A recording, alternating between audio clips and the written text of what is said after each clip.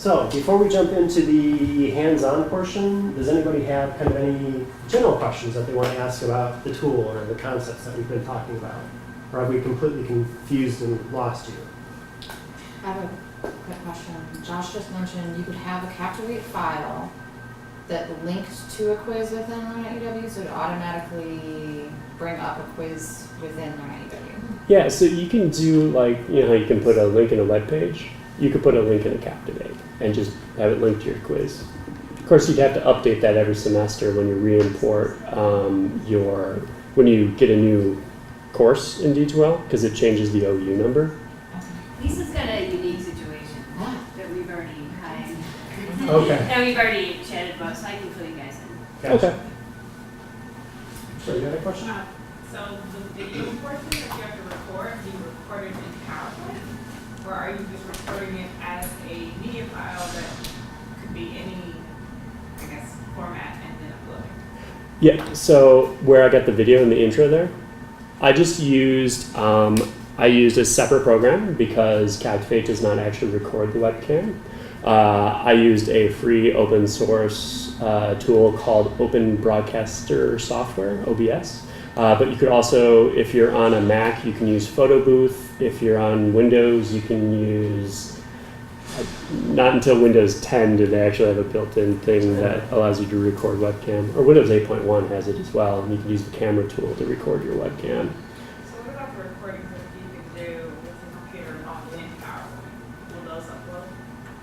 Yes. So the thing we're about to show you is we're not going to have audio narration put into our PowerPoints, but Captivate does support the ability for those audio narrations that are recorded into PowerPoint to be ingested into Captivate. It's pretty much one of those things where any tool that kind of works in conjunction with or on top of PowerPoint, there's always hiccups there, and it never works as well as the vendor's bullet-pointed list of awesomeness points out. So yes, technically it does work, or it is supposed to work, technically. Okay. Otherwise, YouTube. What's that? So you can, Otherwise, you could use YouTube. Yes, and I mean you could also do, record on a desktop, record in Kaltura, record in YouTube, yeah. so you can record audio inside of Captivate, and that's what we're going to show you today. You can also record your desktop in Captivate as well, Yeah. just not the webcam for some reason. Any other questions? If you have animations in PowerPoint and you are trying to use your PowerPoint and upload that into Captivate, does it capture all of those animations? You need to make sure you check a box that's called high fidelity, which means nothing, You'll see it. but it is not the bagel toast button on your toaster. It actually does something. It enables animations to come in. But then again, you definitely want to double check to make sure your animations are behaving the way you expect them to behave. All right. More questions? Has Storyline made them have such a better interface and include the icons or the pictures? Those are the top two pieces of software used by instructional designers, and they're always upping their game. Don't know if it's Storyline in particular. Yes? Yeah, I'll say this, that back when Adobe was not licensed by UW System, we felt Storyline was a little easier to use prior to Adobe's improvements of the interface of Captivate. Now, I think that they're fairly similar in terms of ease of use. So, And this is an ongoing problem, right? We have some, what was the big one?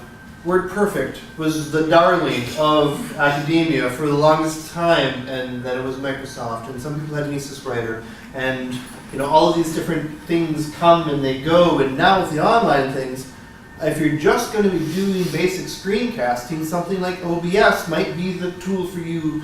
Josh mentioned OBS and Open Broadcaster. Yeah, Open Broadcaster System. But it's not supported by UW Madison.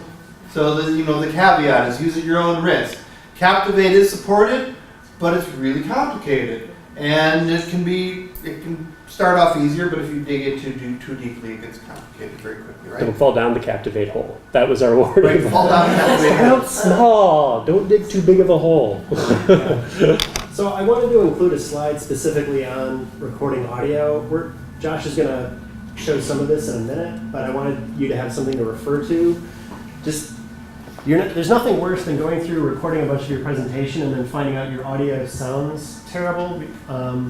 There's some visual indicators that you can get, which basically, if you're getting these blocked off parts of the waveform, it means the audio is too hot and it's clipping. And if you can barely see the waveform, it means it's too quiet. What you want to see are these big peaks and valleys of the waveform. We call those practice sessions, right?